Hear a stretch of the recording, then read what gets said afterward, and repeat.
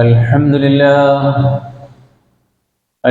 لله نحمده ونستعينه ونؤمن به ونتوكل عليه ونعوذ بالله من شرور أنفسنا ومن سيئات أعمالنا من يهده الله فلا مضل له ومن يضلل فلا هادي له وأشهد أن لا إله إلا الله وحده لا شريك له وأشهد أن محمدًا عبده ورسوله هو الذي أرسل رسوله بالهدى ودين الحق ليظهره على الدين كله وكفى بالله شهيدا. اللهم صل على محمد وعلى آل محمد كما صليت على إبراهيم وعلى آل إبراهيم وبارك على محمد وعلى آل محمد كما باركت على إبراهيم وعلى آل إبراهيم إنك حميد مجيد. أما بعد فإن خير الحديث كتاب الله وخير الهدي هدي محمد صلى الله عليه وسلم وشر الأمور محدثاتها وكل محدثة بدعة وكل بدعة ضلالة. أيها الناس أوصيكم وإياي أولا بتقوى الله. يا أيها الذين آمنوا اتقوا الله حق تقاته ولا تموتن إلا وأنتم مسلمون. يا أيها الناس اتقوا ربكم الذي خلقكم من نفس واحدة وخلق منها زوجها وبث منهما رجالا كثيرا ونساء واتقوا الله الذي تساءلون به والأرحام إن الله كان عليكم رقيبا. أعوذ بالله من الشيطان الرجيم. بسم الله الرحمن الرحيم. قل يا عبادي الذين أسرفوا على أنفسهم لا تقنطوا من رحمة الله إن الله يغفر الذنوب جميعا إنه هو الغفور الرحيم. قدم لنفسك توبة مرجوة قبل الممات وقبل حبس الألسن بادر بها علق النفوس فإنها ذخر وغنم للمنيب المحسن.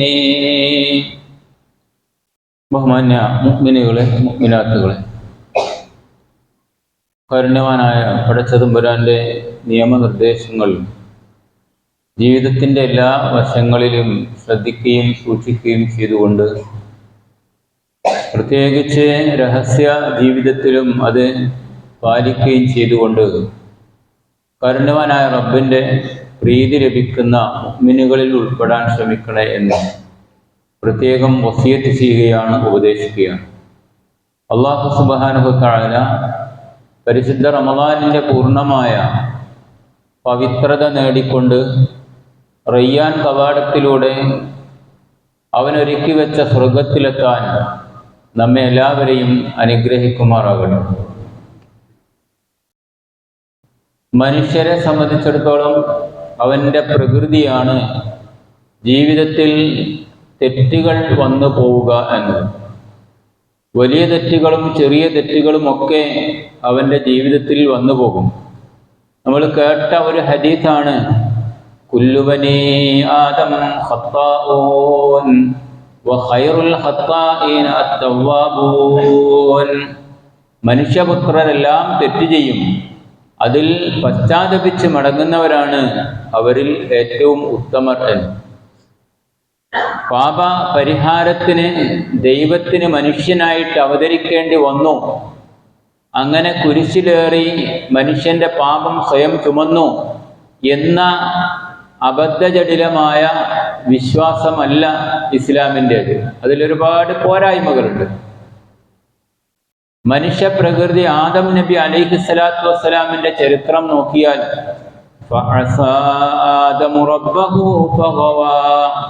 എല്ലാവർക്കും അറിയുന്ന ചരിത്രമാണിത്. അള്ളാഹുവിൻ്റെ കൽപ്പനക്ക് എതിര് പ്രവർത്തിച്ചു. അത് പിശാചിൻ്റെ പ്രേരണയാൽ അദ്ദേഹത്തിൽ നിന്നുണ്ടായി. അദ്ദേഹം തൗബ ചെയ്തു എന്ന് പറഞ്ഞാൽ പ്രവാചകരിൽ വരെ മനുഷ്യർ എന്ന നിലക്ക് പോരായ്മകൾ സംഭവിക്കാം.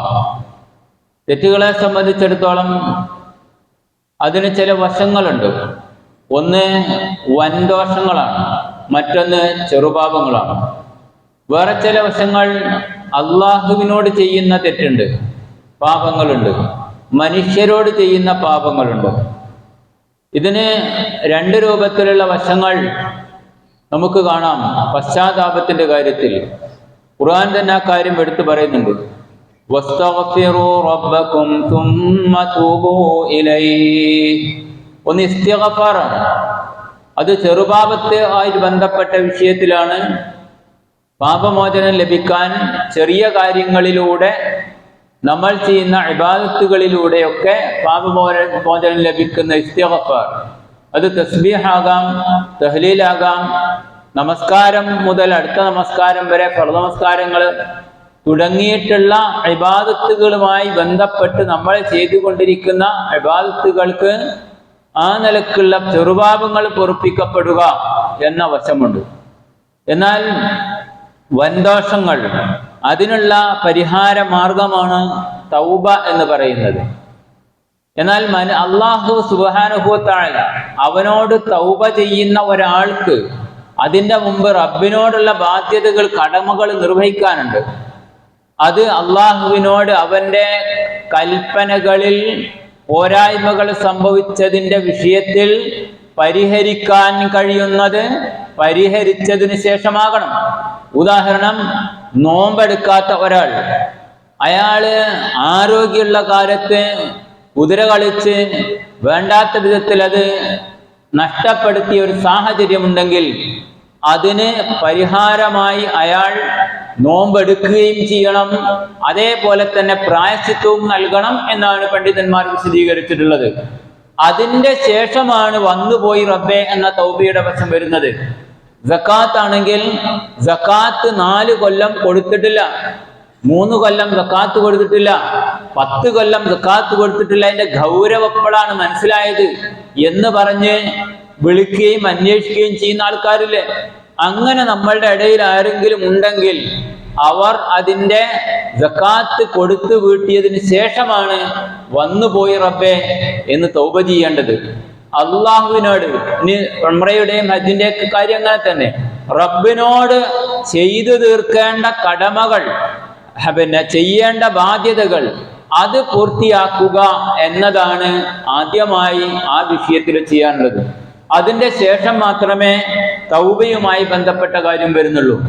അവിടെയാണ് ഇഖ്ലാസിന്റെ കാര്യം കിടക്കുന്നത്. ഇനി മനുഷ്യരുമായി ഇടപെട്ടത്, മനുഷ്യരുമായി ബന്ധപ്പെട്ട പിന്നെ വിഷയങ്ങൾ ഒരുപാടുണ്ട്. പ്രത്യേകിച്ച് ഒരാളുടേത് അയാളുടെ അന്യായമായി കവർന്നെടുത്തു, അയാളെ ചീത്ത പറഞ്ഞു, അയാളെ അപമാനിച്ചു. ഈ വിഷയത്തിലുള്ള കാര്യങ്ങളിലെല്ലാം ആദ്യമായി അയാളോട് പൊരുത്തപ്പെടിക്കണം. അതാണ് നബി സല്ലല്ലാഹു അലൈഹി വസല്ലമയുടെ അടുക്കൽ മുനാഫിക്കുകളായ ആളുകൾ സമീപിച്ച വിഷയത്തിൽ അള്ളാഹുവിന്റെ റസൂലിനോട് നിങ്ങൾ പാപമോചനം തേടണം എന്ന് പറഞ്ഞിട്ടില്ല. നബിയോട് ചെയ്ത തെറ്റ്, അതേപോലെ തന്നെ മനുഷ്യരോട് നമ്മൾ ചെയ്യുന്ന തെറ്റ്, ആ തെറ്റിന് അവരോട് തന്നെയാണ് പാപമോചനം തേടേണ്ടത്. പുറത്തു തരണം, വന്നുപോയതാണ്, എന്നിട്ട് അള്ളാഹുവിനോട് പ്രാർത്ഥിക്കുക. ഇങ്ങനെയുള്ള വശവും അതിനുണ്ട്.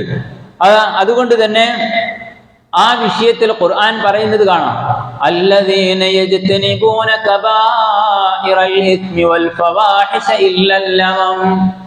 ഒരു കൂട്ടരുണ്ട്, അവർ വൻദോഷങ്ങൾ ഉപേക്ഷിക്കുന്നവരാണ്. മനസ്സിലാകുന്നുണ്ടോ? അതിൽ ഇല്ലൽ ലമം എന്ന വിശദീകരണം വളരെ വിശാലമായി കാണാം. വൻദോഷങ്ങൾ ഏതൊക്കെയാ? ഒരുപാടുണ്ട്. ഒരു ഹദീസിൽ 7 എണ്ണത്തെ സംബന്ധിച്ച് പറഞ്ഞിട്ടുണ്ട്. മറ്റു ചില ഹദീസുകളിൽ എണ്ണമില്ലാത്ത വിധത്തിൽ ചില കാര്യങ്ങളെ എണ്ണിയിട്ടുണ്ട്. 7 മഹാപാപങ്ങളുടെ കൂട്ടത്തിൽ അശ്ശിർക്കു ബില്ലാഹ് വസ്സിഹ്റു വഖത്ലുൻ നഫ്സി വഅക്ലുർ റിബാ വഅത്തവല്ലി യൗമസ് സഹ്ഫി വഖദ്ഫുൽ മുഹ്സനാത്തിൽ ഗാഫിലാത്തിൽ മുഅ്മിനാത്ത്. ഒന്ന് അള്ളാഹുവിൽ പങ്കു ചേർക്കുക, മറ്റൊന്ന് മാരണം ചെയ്യുക, സിഹ്റില്. മൂന്നാമത്തത് മനുഷ്യവധം, ആത്മഹത്യയാകാം, അല്ലാത്തതാകാം, മറ്റൊരാളെ കൊല്ലുന്നതാകാം, സ്വയം മരിക്കുന്നതാകാം, പലിശയുമായി ബന്ധപ്പെട്ടതാണ് അടുത്തത്. പിന്നെ പറഞ്ഞത് യുദ്ധരംഗത്ത് നിന്ന് പിന്തിരിഞ്ഞോടുക. അവസാനത്തത് പതിവ്രതകളായ സ്ത്രീകളെ സംബന്ധിച്ച് അപവാദം പറയുക. വൻ ദോഷങ്ങളുടെ കാര്യം അവിടെ പറയുന്നത്.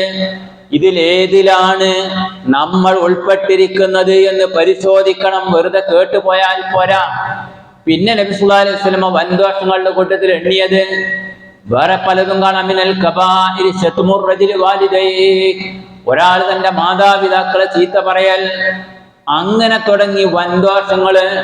അത് ലഹരി ഉപയോഗിക്കൽ, ശുറുബുൽ ഖംർ, കള്ളു കുടിക്കുക എന്നാണ് അന്ന് പറഞ്ഞതെങ്കിൽ ലഹരി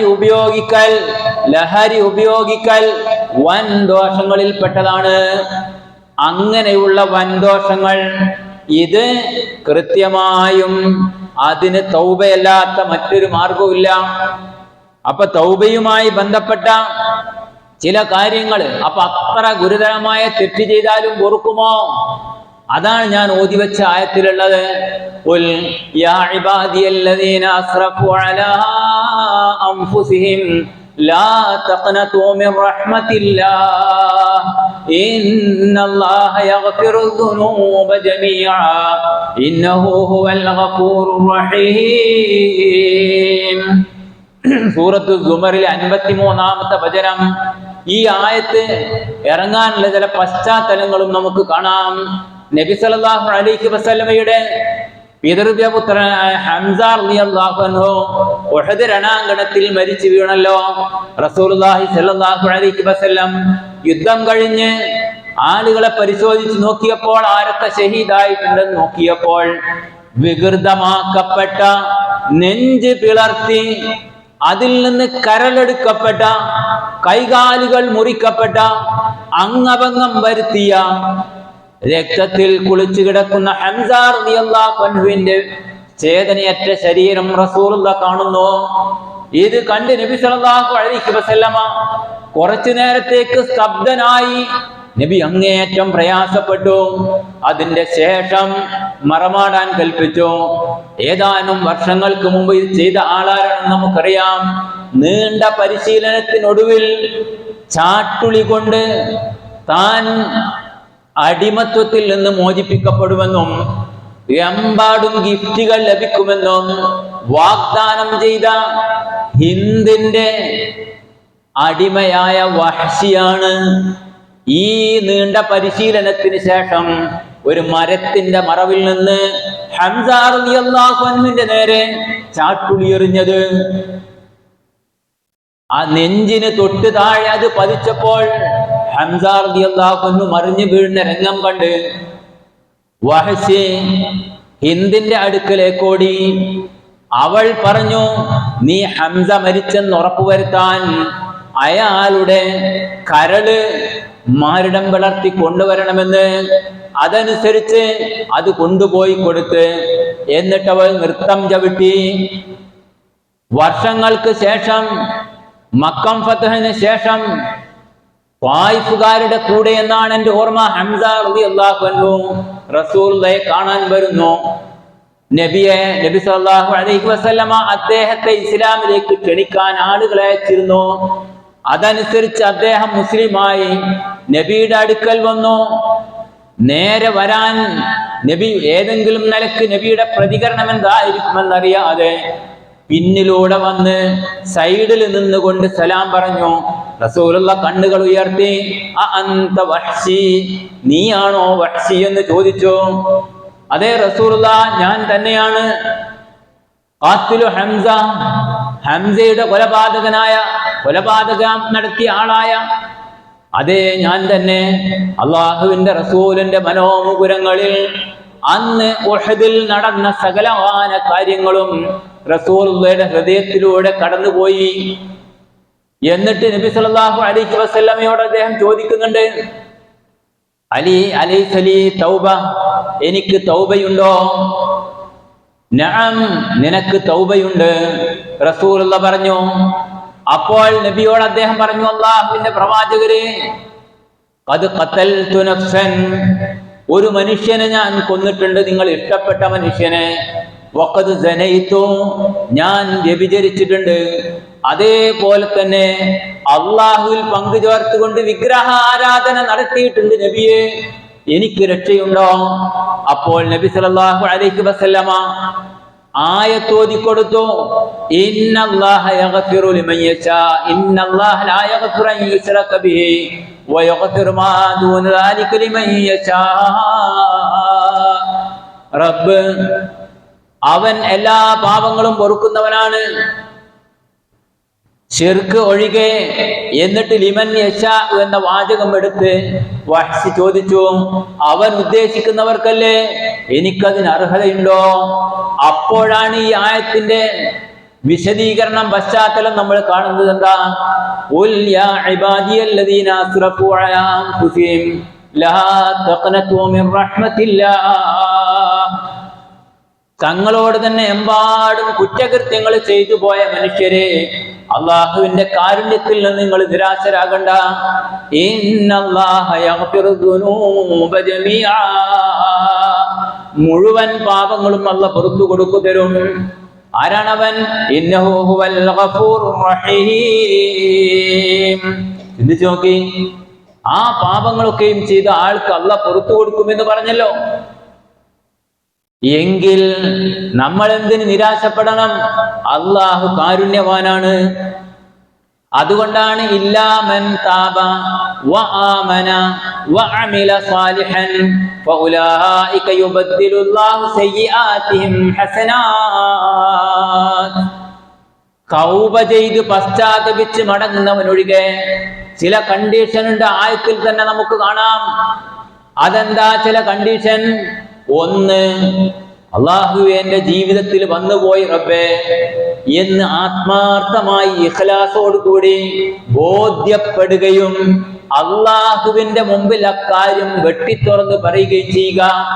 പോലീസ് പിടിക്കുമോ എന്ന് ഭയപ്പെട്ടിട്ടല്ല, കോടതി കയറേണ്ടി വരുമോ എന്ന് പേടിച്ചിട്ടല്ല, ആളുകളുടെ ഇടയിൽ വഷളാകുമല്ലോ എന്ന് പേടിച്ചിട്ടല്ല, ദുനിയാവിലെ ഏതെങ്കിലും സമ്പത്ത് നഷ്ടപ്പെട്ടു പോകുമോ എന്ന് ഭയപ്പെട്ടിട്ടല്ല, മറിച്ച് മനസ്സിന്റെ അകത്തളം ഇങ്ങോട്ട് പ്രേരിപ്പിക്കും. അതെന്താ? വലാ ഉഖ്സിമു ബിന്നഫ്സിൽ ലവ്വാമ, ആക്ഷേപിക്കുന്ന മനസ്സുണ്ട്. ചെയ്ത് ശരിയായില്ല മന്ത്രിച്ചുകൊണ്ടേയിരിക്കുകയാണ്. സങ്കടമാണ്, ടെൻഷനാണ്, ഒറ്റക്കിരിക്കലാണ്. എന്തേ കാര്യം? അത്ര ഗുരുതരമായ തെറ്റ് ചെയ്തു പോയല്ലോ. എങ്കിൽ നിന്റെ മനസ്സിൽ ഈമാനുണ്ട്, അതനുസരിച്ച് ആ തെറ്റ് ആത്മാർത്ഥമായിട്ട് തെറ്റാണെന്ന് ബോധ്യപ്പെട്ട സ്ഥിതിക്ക് റബ്ബിന്റെ മുമ്പിൽ നിരത്തി വെക്കുക. വളരെ കൃത്യമായിട്ട് ബോധ്യപ്പെടുത്തണം, സ്വകാര്യമായി. രണ്ടാമത്തെ കാര്യം, അള്ളാഹുവിനോടായിരിക്കണം നിന്റെ ഈ വിഷമങ്ങളും പ്രയാസങ്ങളും പറയേണ്ടത്. നബിയെ രക്ഷിക്കണേ, ഈസാ നബിയെ രക്ഷിക്കണേ, പ്രാർത്ഥന പുറത്തു തരണേ എന്ന് പറയുന്ന ഒരുപാട് ആളുകൾ ഭൂലോകത്തുണ്ട്. അല്ലാഹ് അല്ലാതെ പാപം പൊറുക്കുന്നവൻ ആരുണ്ട്? ഈ വചനം പോരെ? ഇനി നബിയെങ്ങാനും എന്നോട് നിങ്ങൾ പ്രാർത്ഥിക്കുവോ പാപമോചനത്തിന്? നബി പറഞ്ഞിട്ടുണ്ടോ? നബിയോട് ഏതെങ്കിലും സഹാബികൾ ജീവിതത്തിൽ വന്നുപോയ നബിയോട് ചെയ്ത് നേരെ ചെയ്ത തെറ്റല്ലാതെ മറ്റെന്ത് തെറ്റാണ് നബിയോട് പുറത്തിറണം എന്ന് പറഞ്ഞിട്ടുള്ളത്? ഒരൊറ്റ സംഭവം കാണില്ല. മറിച്ച് അള്ളാഹുവാണ് പാപം തീരുമാനിച്ചവൻ. അതുകൊണ്ട് ആ റബ്ബിനറിയാം നമ്മൾ എത്രമാത്രം നിർബന്ധിതരായിട്ടാണ് ചെയ്തത് എന്നും അല്ലാത്ത നിലക്കാണോ ചെയ്തത് എന്നും ജീവിതത്തിൽ വന്നു പോയതാണോ എന്നും നിഷ്കളങ്കമായിട്ടാണോ പ്രാർത്ഥിക്കുന്നത് എന്നും. ഫലാ തുസക്കൂ അൻഫുസകും ഹുവ അഅലമു ബിമനിത്തഖാ. നിങ്ങളെ വല്ലാണ്ട് പൊന്തിക്കണ്ട. പടച്ച തമ്പുരാൻ അറിയാം നിങ്ങൾക്ക് തസ്കിയത്തുണ്ടോ, സംസ്കരണം ഉണ്ടോ, ആത്മാർത്ഥമായിട്ടാണോ അല്ലേ എന്ന്. അതുകൊണ്ട് ആ റബ്ബിനോടായിരിക്കണം പ്രാർത്ഥിക്കേണ്ടത്. ഇങ്ങനെ മൂന്നാമത്തെ കാര്യം അതിൽ പരിശോധിച്ചാൽ വഅമില സാലിഹൻ, ആമന വഅമില സാലിഹൻ, വിശ്വാസം ഒന്നുകൂടി കണ്ടീഷനാക്കുകയും പിന്നീട് ആ തെറ്റ് ആവർത്തിക്കാതിരിക്കുകയും ചെയ്യുക. ഇതാണ് തൗബയിലെ ഏറ്റവും പ്രധാനപ്പെട്ട വശം. മനസ്സിലായോ? അത് പിന്നെ ആവർത്തിക്കാതിരിക്കുക, അതാണ് ഇസ്ലാമിലെ തൗബ എന്ന് പറഞ്ഞത്. അതിന് വേണ്ടി വന്നാൽ സ്വശരീരം പോലും അർപ്പിക്കാൻ, പരലോകത്തെ കുറ്റം ഭയപ്പെട്ടുകൊണ്ട് സ്വന്തം ശരീരം പോലും അർപ്പിക്കാൻ സന്നദ്ധരായ സഹാബത്തിന്റെ തൗബയിലേക്ക് നമുക്ക് പോയി നോക്കിയാൽ നമുക്കത് മനസ്സിലാക്കാൻ കഴിയും. മാഇദ് റളിയല്ലാഹുവിന്റെ ചരിത്രം അറിയാത്ത ആൾക്കാരില്ലല്ലോ. നബി അങ്ങോട്ട് ആരെങ്കിലും വ്യഭിചരിച്ചവരുണ്ടോ എന്ന് ചോദിച്ചതാണോ? മറിച്ച് നബിയുടെ അടുക്കൽ വന്നുകൊണ്ട് ത്വഹിർനീ യാ റസൂലല്ലാഹ്, എന്നെ ശുദ്ധീകരിക്കണേ എന്ന് പറയുന്നു. നബി അയാളെ ആട്ടിവിടുകയാണ്. നിനക്ക് എന്താണ് നീ പറയുന്നത്? നബി വലതുഭാഗത്ത് തിരിഞ്ഞപ്പോ അങ്ങോട്ട് ചെന്നു, ഇടതുഭാഗത്ത് തിരിഞ്ഞപ്പോ അങ്ങോട്ട് ചെന്നു. വീണ്ടും സഹാബത്തിനോട് ചോദിച്ചു, സഹാബികളെ, അയാള് മദ്യപിച്ചിട്ടാണോ വന്നത്? അയാൾക്ക് വല്ല അപസ്മാരത്തിന്റെ വല്ല രോഗവും ബാധിച്ച് വരികയാണോ?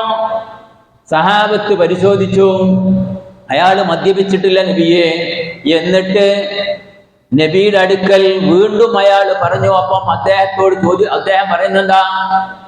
എന്നെ അള്ളാഹുവിന്റെ നിയമമായ വിവാഹിതനായ ആളെ എറിഞ്ഞു കൊല്ലണമെന്ന ആ നിയമം എന്നിൽ നടപ്പാക്കണം നബിയേ. വല്ലാത്തൊരു അത്ഭുതം തന്നെയല്ലേ, ഇങ്ങോട്ട് വന്ന് പറയല്ല, മനസ്സുകളും ചിന്തിച്ചു നോക്ക്. അങ്ങനെ അവസാനം നബി സല്ലല്ലാഹു അലൈഹി വസല്ലമ ശിക്ഷ നടപ്പാക്കി. അദ്ദേഹത്തെ മാരകമായ മൂർച്ചയേറിയ കല്ലുകൾ കൊണ്ട് സഹാബത്ത് എറിഞ്ഞു കൊന്നു. എന്നിട്ട് നബി സല്ലല്ലാഹു അലൈഹി വസല്ലമ പറയുന്നുണ്ട്, ചില ആളുകളൊക്കെ അദ്ദേഹത്തിന് വേണ്ടി നമസ്കരിച്ചു റസൂലുള്ളാഹ്. എന്നിട്ട് ആളുകൾ പറഞ്ഞു, എന്താണ് നബിയെ ഇങ്ങനെ എന്ന്? ആ സാനിയായ വ്യഭിചാരിയായ മനുഷ്യന് വേണ്ടി നമസ്കരിക്കുകയോ? റസൂലുള്ളാഹി സ്വല്ലല്ലാഹു അലൈഹി വസല്ലം പറഞ്ഞു, ലഖദ് താബ തൗബതൻ ലൗ ഖുസിമത് ബൈന ഉമ്മത്തിൻ ലവസഅതുഹും. ആ മനുഷ്യൻ ചെയ്ത തൗബയുണ്ടല്ലോ, അത് ഒരു സമുദായത്തിന് അങ്ങനെ തന്നെ അതിന്റെ കൂലി വീതിച്ചു കൊടുക്കുകയാണെങ്കിൽ അവർക്ക് സ്വർഗത്തിൽ പോകാൻ മാത്രം പര്യാപ്തമാണത്. തീർന്നില്ല. ഇത്തിരി കഴിഞ്ഞപ്പോൾ ഒരു സ്ത്രീ വരുന്നു. അവർ നബി സല്ലല്ലാഹു അലൈഹി വസല്ലമയോട് പറയുന്നു, ത്വഹിർനീ യാ റസൂലല്ലാഹ്. അതിന് ഒരാൾക്ക് ഒറ്റയ്ക്ക് വ്യഭിചരിക്കാൻ കഴിയില്ലല്ലോ. നബി ചോദിച്ചോ, ആ പുരുഷന്റെ കൂടെ വ്യഭിചരിച്ച പെണ്ണേതാന്ന്, അതിന് വിധേയനായ ആളേതാന്ന് ചോദിച്ചോ? നബി ചോദിച്ചില്ലല്ലോ. എന്നിട്ട് ആ സ്ത്രീ വന്നുകൊണ്ട് നബിയോട് പറയുന്നു. അപ്പോൾ അവർ നബി സല്ലല്ലാഹു അലൈഹി വസല്ലമയോട് പറഞ്ഞ ചില വാക്കുകളുണ്ട്. നബി അവരോട് പറഞ്ഞു,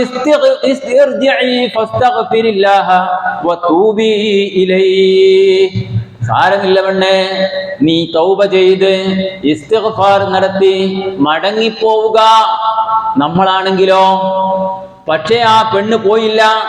നബിയോട് അവർ പറയുന്നു, അറാക തുരീദു അൻ തുറദ്ദിദനി കമാ റദ്ദത മാഇസ്. മാഇസിനെ അങ്ങ് എന്താണോ ചെയ്തത് അതേപോലെ എന്നെയും എറിഞ്ഞു കൊല്ലണമെന്ന്. ആ സ്ത്രീ വിട്ടില്ല. അവർ ഗർഭിണിയാണെന്നറിഞ്ഞു. നബി മടക്കി അയച്ചു. ആ പൈതലിനെ പ്രസവിച്ചതിന് ശേഷം തിരിച്ചു വരാൻ പറഞ്ഞു. പ്രസവിച്ചതിന് ശേഷം ഉടനെ വന്നു. ആരാണ് ആ കുഞ്ഞിന് മുല കൊടുക്കുക? നബി സല്ലല്ലാഹു അലൈഹി വസല്ലമ ആ കുഞ്ഞിന് മുല കൊടുക്കാൻ ആളെ അന്വേഷിച്ചു. കൂട്ടത്തിൽ ഒരു സഹാബി പറഞ്ഞു, എന്റെ ഭാര്യയോട് പറയാം, അങ്ങനെ അക്കാര്യം ഞാൻ ഏറ്റെടുക്കാം. നോക്കണങ്ങള്. എന്നിട്ട് ആ സ്ത്രീ സന്നദ്ധയാകുന്നു. അവരുടെ നെഞ്ചകം കാണത്തക്ക വിധത്തിൽ അത്രയും താഴ്ചയിൽ കുഴിയെടുത്തു. ആ കുഴിയിൽ അവരെ മണ്ണിട്ട് നിർത്തി. എന്നിട്ട് കൽച്ചീളുകൾ കൊണ്ട് ചുറ്റും നിന്ന് ആളുകൾ എറിഞ്ഞു. അവരെ ആ നിയമം ശിക്ഷ അനുസരിച്ച് നടപ്പാക്കുന്ന രംഗമാണ് നമ്മൾ കാണുന്നത്. അലി റളിയല്ലാഹു അൻഹു, ഖാലിദ് ഇബ്നു വലീദ് റളിയല്ലാഹു അൻഹു അവരുടെ ശരീരത്തിലേക്ക് എറിഞ്ഞ രക്തം ഒരു തുള്ളി തന്റെ ശരീരത്തിലായപ്പോൾ വൈഹക് എന്ന നിലയിൽ ശപിച്ചുകൊണ്ട് സംസാരിച്ചു. അള്ളാഹുവിന്റെ റസൂൽ വിളിച്ചു വരുത്തി, ഖാലിദേ, നീ മനസ്സിലാക്കണം ഖാലിദേ, ലൗ ഖുസിമത് ബൈന 79 മിൻ അഹ്ലിൽ മദീനത്തി ലവസിഅതുഹും, മദീനയിലെ 70 ആളുകൾക്ക് അവരുടെ തൗബയുടെ കൂലിയെങ്ങാനും കൊടുക്കുകയാണെങ്കിൽ രക്ഷപ്പെടാൻ, സ്വർഗത്തിലെത്താൻ അത് മതി ഖാലിദേ. ഹൽ വജത്ത അഫ്ളല മിൻ ജാദത് നഫ്സിഹാ ലില്ലാഹി അസ്സ വജല്ല, സ്വന്തം ശരീരത്തെ അള്ളാഹുവിന്റെ മാർഗത്തിൽ സമർപ്പിക്കാൻ സന്നദ്ധയായ ഈ സ്ത്രീയേക്കാൾ നല്ലൊരു മനുഷ്യനെ നീ കണ്ടിട്ടുണ്ടോ? ചിന്തിച്ചു നോക്കി. ഇതാണ് തൗബ എന്ന് പറയുന്നത്. ഇതാണ് തൗബ. പരലോകത്തെ ശിക്ഷയെ ഭയപ്പെട്ടിട്ട് എന്നാലും ഈ ദുനിയാവുള്ള ശിക്ഷ ഏറ്റുവാങ്ങിയാൽ, തൗബ സ്വീകരിക്കപ്പെട്ടാൽ എനിക്ക് സ്വർഗം കിട്ടുമല്ലോ എന്ന് അത്രമാത്രം മനസ്സിന്റെ ആഴങ്ങളിൽ നിന്ന് വരുന്ന പാപമോചനത്തിന്റെ അതിശക്തമായ നിലപാട് ഒരു മനുഷ്യന്റെ കണ്ടനാളങ്ങളിൽ നിന്ന് നാവുകളിലൂടെ പടച്ച തമ്പുരാന്റെ മുമ്പിൽ സമർപ്പിക്കണം. എപ്പോഴാണ് ബോധരഹിതനായി, മനസ്സിലാകുന്നുണ്ടോ? ഉള്ളില് ബോധം ഉണ്ടാകാം, ഇല്ല. ആ കിടപ്പ് എത്ര ആളുകൾ നമുക്ക് പരിചയമുള്ളവർ കിടക്കുന്നുണ്ട്. ഇനി ആ മനുഷ്യർക്ക് തൗബ ചെയ്യാൻ കഴിയോ? ഖദ്ദിം ലിനഫ്സിക തൗബതൻ മർജൂവ ഖബ്ലൽ മമാതി ഖബ്ല ഹുബ്സിൽ അൽസുനി, നിന്റെ നാവുകൾ ചലിക്കാത്ത, നിനക്ക് സംസാരിക്കാൻ കഴിയാത്ത, നിന്റെ മനോമുഖരങ്ങളിൽ ചെയ്തു പോയ തെറ്റുകൾ വന്ന് അത് ആവർത്തിച്ച് പറയാൻ കഴിയാത്ത ഒരു ദിനം വരുന്നതിന്റെ മുമ്പ് നീ അള്ളാഹുവിന്റെ മുമ്പിൽ ഖേദിച്ചു മടങ്ങി തൗബ ചെയ്തുകൊണ്ട് നിന്റെ പാപങ്ങൾ പൊറുപ്പിക്കണം. റമദാനിലെ ഏറ്റവും പ്രധാനപ്പെട്ട ഒരു വശാണിത്. പാപമോചനത്തിന്റെ മാസം. തൗബ എപ്പോഴും പറ്റും, ചെയ്യണം. എന്നാൽ ഏറ്റവും കൂടുതൽ സ്വീകരിക്കപ്പെടാനുള്ള കൂടുതൽ ചാൻസും മനസ്സിൽ ഈമാൻ നിറഞ്ഞു നിൽക്കുന്നതുമായ അവസരം, ഈ അവസരം ഉപയോഗപ്പെടുത്തിക്കൊണ്ട് നമ്മളിൽ വന്നു പോയ തെറ്റ് ഏതാന്ന് ഓരോരുത്തർക്കും അറിയാം. അത് ചെറുതാണെങ്കിൽ ചെറുത്, വലുതാണെങ്കിൽ വലുത്, സ്ത്രീകൾക്ക് അവരുടേതറിയാം, പുരുഷന്മാർക്ക് അവരുടേതറിയാം. അങ്ങനെ വളരെ കൃത്യമായി റബ്ബിന്റെ മുമ്പിൽ പശ്ചാത്തപിച്ച് മടങ്ങുന്നവരായി തീരുക. അങ്ങനെ സ്വീകരിക്കപ്പെടുന്ന തൗബ ചെയ്തുകൊണ്ട് റബ്ബിന്റെ അടുക്കൽ സ്വർഗത്തിലെത്തുന്ന സജ്ജനങ്ങളിൽ പെടാൻ അല്ലാഹു സുബ്ഹാനഹു വ തആല നമ്മെ എല്ലാവരെയും അനുഗ്രഹിക്കുമാറാകട്ടെ.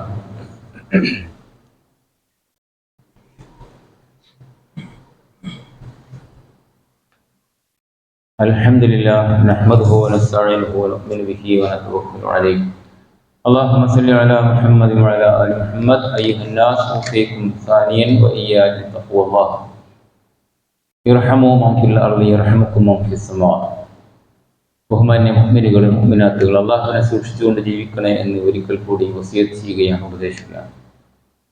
എല്ലാ ദിവസവും 2, 3, 4 പ്രാവശ്യം പള്ളിയിൽ കളക്ഷൻ ഉണ്ടാവും. വീട്ടിൽ വരുന്നവർക്ക് കൊടുക്കേണ്ടി വരും, വഴിയിൽ കാണുന്നവർക്ക് കൊടുക്കേണ്ടി വരും. ഇതൊന്നും ഒരു മുഅ്മിനായ മനുഷ്യനെ തളർത്തിക്കളയുകയില്ല. തന്നത് അള്ളാഹിൻ്റെ അടുക്കൽ ഇനിയുണ്ട് എന്ന ബോധ്യത്തോടു കൂടി എല്ലാ നല്ല കാര്യങ്ങളിലും പങ്കാളികളാകണം. അർഹമായവർക്ക് കൂടുതൽ കൊടുക്കണം. അത് മറ്റൊരു കാര്യമാണ്. സമ്പത്ത് എങ്ങനെയെങ്കിലും ചെലവഴിക്കുക എന്നതല്ല. എത്ര അർഹമായത് ആണോ അതിനനുസരിച്ച് കൂടുതൽ സംഖ്യ ചെലവുള്ളതിന്, കൂടുതൽ ആളുകൾക്ക് ഉപകാരപ്രദമാകുന്നതിന്, ആ നിലക്ക് നമ്മളുടെയൊക്കെ സഹായം ഇല്ലെങ്കിൽ നടക്കാതെ പോകുന്ന പലതുണ്ട്. നല്ലോണം മനസ്സിലാക്കിക്കോളൂ. ഒരുപാട് ആളുകൾ മുമ്പിലുകളിൽപ്പെട്ട ഒരു സംഭാവന ചെയ്യുന്നുണ്ട്. കോടിക്കണക്കിന് കേരളത്തിൽ നടക്കുന്നത് പോലെ ഒരു ധർമ്മം മറ്റു സ്ഥലത്ത് നടക്കുന്നില്ല എന്ന് നമുക്ക് പ്രാദേശികമായി പറയാം. അറബ് രാജ്യങ്ങൾ ചെയ്യുന്നില്ല എന്ന അർത്ഥത്തിൽ, അർത്ഥത്തിലല്ല, അതിനു മാത്രം ഒഴുകുന്നുണ്ട്. ആ കാരണത്താൽ തന്നെ ഒരുപാട് സ്ഥാപനങ്ങൾ, അതുപോലെ തന്നെ ജീവകാരുണ്യ പ്രവർത്തനങ്ങൾ ഒക്കെ നടന്നുകൊണ്ടിരിക്കുന്നുണ്ട്. ഇന്നത്തെ കലക്ഷൻ CH സെന്ററുമായി ബന്ധപ്പെട്ട, ഞാനത് വിശദീകരിക്കേണ്ട ആവശ്യമില്ല. കടപ്പ് രോഗികളായ ഡയാലിസിന്റെ ആവശ്യത്തിന് വേണ്ടി അവിടുത്തെ പിന്നെ ഇനിയും വികസന പ്രവർത്തനങ്ങൾ അവർക്ക് നടത്തേണ്ടതുണ്ട്. മയ്യത്ത് പരിപാലനം വരെ വാർച്ചറിയിൽ കൊണ്ടുപോയി പിന്നെ പോസ്റ്റ്മോർട്ടം കഴിഞ്ഞ് കൊണ്ടുവരുന്ന മയ്യത്ത് ഞാനൊക്കെ കുളിപ്പിച്ച് സഹകരിച്ചിട്ടുണ്ട്, എനിക്കറിയാം. അതിനൊക്കെയുള്ള എല്ലാ സാഹചര്യങ്ങളും അവിടെ ഒരുക്കിയിട്ടുണ്ട്. നമ്മളുടെ ആവശ്യത്തിന് തന്നെ ചിലപ്പോൾ ആ കാര്യത്തിന് അല്പം ആവശ്യം വന്നേക്കാം. ഒരുപാട് ആളുകൾക്ക് അത്താഴത്തിന്റെ, ഒരുപാട് ആളുകൾക്ക് നോമ്പ് തുറക്കുന്നതിന്റെ സഹായം, മരുന്നുകൾ, ഇപ്പൊ പുതിയ ഒരു മെഡിക്കൽ ഷോപ്പ് വരെ അതിനു വേണ്ടി എത്രയോ സംഘടന ഈ നടത്തുന്ന ആളുകൾ അതിൻ്റെ നഷ്ടം സഹിച്ചുകൊണ്ട് സാധുക്കൾക്ക് വിതരണം ചെയ്യുന്നുണ്ട്. ഒരുപാട് സംരംഭങ്ങൾ പറഞ്ഞാൽ തീരാത്ത. ഒരു 50,000 ഉറുപ്പിക അവിടുന്ന് കൊടുത്താൽ അതൊരിക്കലും കൂടി പോവില്ല. അതെന്തായിരുന്നാലും നമ്മളെല്ലാവരും വിചാരിച്ചാൽ കഴിയും. ആ നിലക്ക് എത്ര നമ്മളെ കൊണ്ട് കഴിയുമോ അങ്ങനെ ആ വിഷയത്തിൽ സഹകരിക്കാം. നിർധനരായ രോഗികളും പ്രയാസപ്പെടുന്ന ആളുകളുമായതിനാൽ സക്കാത്തിന്റെ വിഹിതം അതിലേക്ക് നീക്കാം. ആ നിലക്കുള്ള ഒരു ചിന്ത നമ്മളുടെ മനസ്സിലുണ്ടാകണം. സഹോദരന്മാരെ, ഇത്തരം ഈ ഒരുപാട് സംരംഭങ്ങൾ, നമ്മൾക്ക് ദുനിയാവില് വിഷമിക്കുന്ന ഒരുപാട് മനുഷ്യരുണ്ട്. ആ മനുഷ്യർക്ക് നമ്മളുടെ കാരുണ്യത്തിന്റെ സ്പർശം ഉണ്ടാകട്ടെ. അത്തരക്കാരായ ആളുകൾക്കൊക്കെ ഏതെങ്കിലും തരത്തിലുള്ള നമ്മളുടെ ഒരു തണല് ലഭിക്കുമാറാകട്ടെ. അതിലൂടെ നമ്മൾക്കുള്ള ആപത്തുകൾ അല്ലാഹു തടുക്കുകയും അതിലൂടെ നമ്മളുടെ പാപങ്ങൾ പൊറുത്തു കിട്ടുകയും ചെയ്യുമാറാകട്ടെ. അതുപോലെ തന്നെ നിങ്ങൾ തിന്മയ്ക്ക് ശേഷം നന്മ തുടർത്തുക, അതതിനെ മായ്ച്ചു കളയും. ആ നിലക്ക് ഈ വിഷയങ്ങൾ കാണുകയും കഴിവിന്റെ പരമാവധി ഇത്തരം കാര്യങ്ങളിലെല്ലാം സഹകരിക്കുകയും ചെയ്യുക. ഇന്ന് നടത്തുന്ന ഈ സംരംഭത്തിന് എല്ലാവരും കഴിയുന്നത്ര പങ്കാളികളാവുക. കുട്ടികളെ ഒക്കെ, സ്ത്രീകളെ ഒക്കെ അതിന് പ്രേരിപ്പിക്കുക. അങ്ങനെ പരിശുദ്ധ റമദാനിന്റെ എല്ലാ ദിനരാത്രങ്ങളിലും അവസരങ്ങളിലും കഴിവിന്റെ പരമാവധി സദഖകളുമായി ബന്ധപ്പെട്ടും നമ്മളുടെ പരലോക ജീവിതത്തിന് ആവശ്യമായ കാര്യങ്ങൾ പ്രാവർത്തികമാക്കാൻ നമ്മൾ ശ്രമിക്കുക. അല്ലാഹു സുബ്ഹാനഹു വ തആല അത്തരക്കാരിൽ നമ്മെ എല്ലാവരെയും ഉൾപ്പെടുത്തി അനുഗ്രഹിക്കുമാറാകട്ടെ. അല്ലാഹുമ്മ ഗ്ഫിർ ലിൽ മുഅ്മിനീന വൽ മുഅ്മിനാത്ത് വൽ മുസ്ലിമീന വൽ മുസ്ലിമാത്ത് അൽ അഹ്യാഇ മിൻഹും വൽ അംവാത്ത് ഇന്നക മുജീബു ദഅവാതി യാ ഖാദിൽ ഹജാത്ത്. റബ്ബനാ ആമന്നാ ഫഗ്ഫിർ ലനാ ദുനൂബനാ വകഫിർ അന്നാ സയ്യിആതിനാ വതവഫനാ മഅൽ അബ്റാർ. ربنا تقبل منا إنك أنت السميع العليم وتب علينا إنك أنت التواب الرحيم.